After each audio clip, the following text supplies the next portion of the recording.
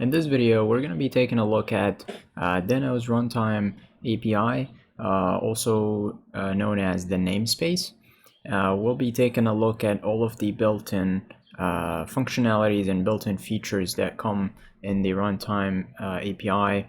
We'll be comparing it to Node, and we'll be writing some code to closely look at some of the features that are unique to Deno. So to get started, the Runtime API is simply where all of the core functionalities of Deno, things such as accessing the file system, writing a file, sending web requests, all these things falls under the Runtime API. And this is very similar to Node in the sense that you have things like the HTTP library, the file system, events. All of these are built into Node itself, and you can use it right away as soon as you're using Node without installing any additional plugins. So this is the same thing when it comes to Deno. So if you go to deno.land and you click on the Runtime API link, you will see the documentation for all the built-in functions that are built into Deno.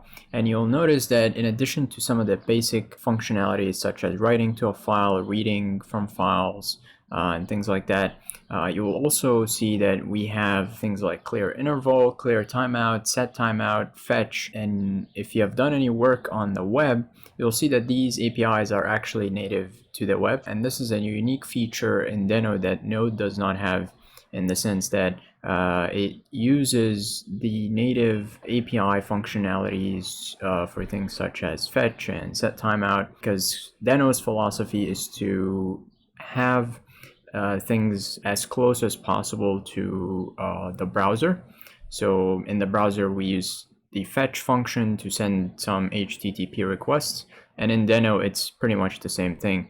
And this is actually not available to us when it comes to Node. We have to install a third-party library such as Axios if we want to do such a thing, or use the native HTTP library, which behaves slightly different than the fetch function. So this is something to keep in mind. Now let's open up the editor and write some code and actually explore these APIs. So over here I have Visual Code opened up. I created a folder called Runtime API, and I created a file called app.ts for TypeScript.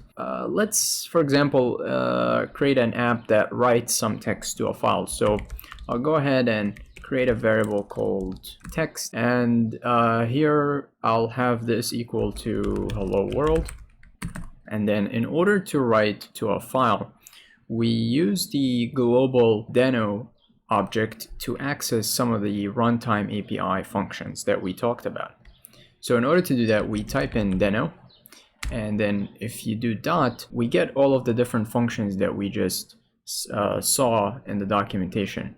Now, if you're wondering how you can get this IntelliSense within Visual Studio Code, you can click on extensions, and you'll see that there is an extension called Deno that has syntax highlighting and IntelliSense and all these features. So I highly recommend installing that if you plan on doing a lot of work with Deno and being able to discover some of the features. So if we go ahead and use the write, so there is a function on the Deno object called write file. And with this function, what it allows us to do is we can specify a name of the file we want to write to. So in this case, we'll call it message.txt. And then the second argument, as you can see, it expects us to supply the data we want to write into that file. Now you can see it accepts that data into uint 8 array format, which is basically an array of a string value or any values chopped up into a unique type of array. And in order to send this text to our argument here, we can't simply just type text, because it's going to complain and tell us it's of type string and not uint 8 array. And in order to get this type specifically, we have to use what's called a text encoder. So a text encoder basically encodes a string value text, and it encodes it and gives us an output of uint 8 array, which the write file function accepts. So let's go ahead and create that encoder. So I'll go ahead and create an encoder, and this encoder will equal to a new text encoder.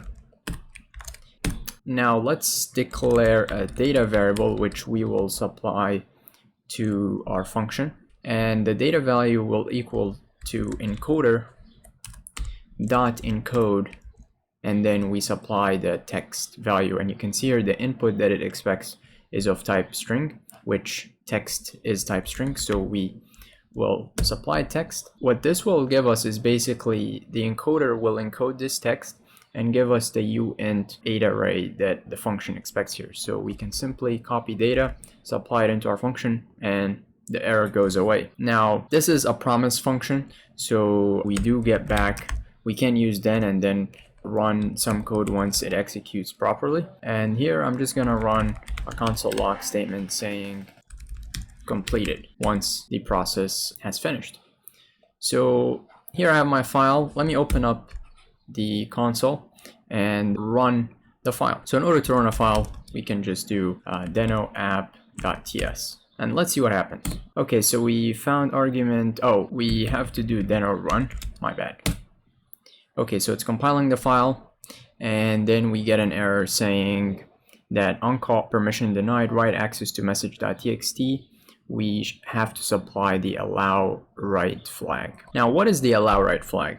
This brings us to a good point, and that is the fact that deno has permissions. And this is very unique to deno, unlike any other runtime environment such as Node. Deno is secure by default, and what that means is it's very limited and closed to the features that it can run out of the box without you specifying what exactly you want it to do or the capabilities you want to open up to the deno run command. If we take a look at the documentation, they have a page on permissions here, and you can see that this list has pretty much all of the different permissions you can supply to a deno application when you're running it.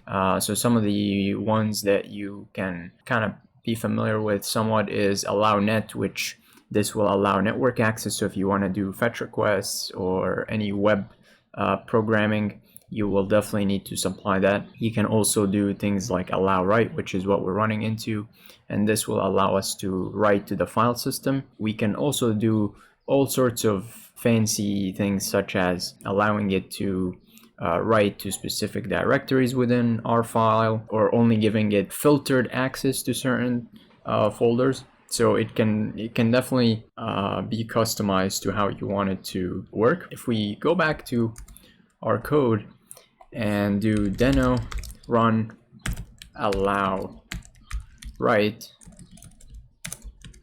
and then supply the name of the file, we get completed, and we have our message.txt file created with the message we made. So this code executed successfully. Just a small thing to note here.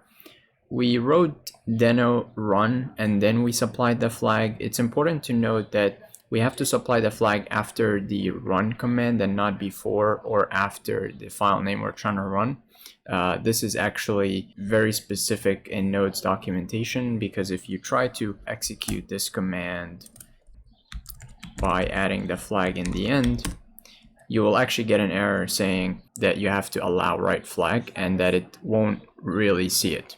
So it's important to be aware of where you place that flag, otherwise it's going to complain. So this has been it. In this video, we covered some of the core runtime APIs that are available from within deno, and we also had a brief look at permissions and what they allow us to do, and some of the uniqueness that comes with deno in terms of permissions and how you can run files and the runtime environment accesses versus what it doesn't access. I hope this video was helpful. If you have any questions, feel free to drop it in the comments, and thanks for watching.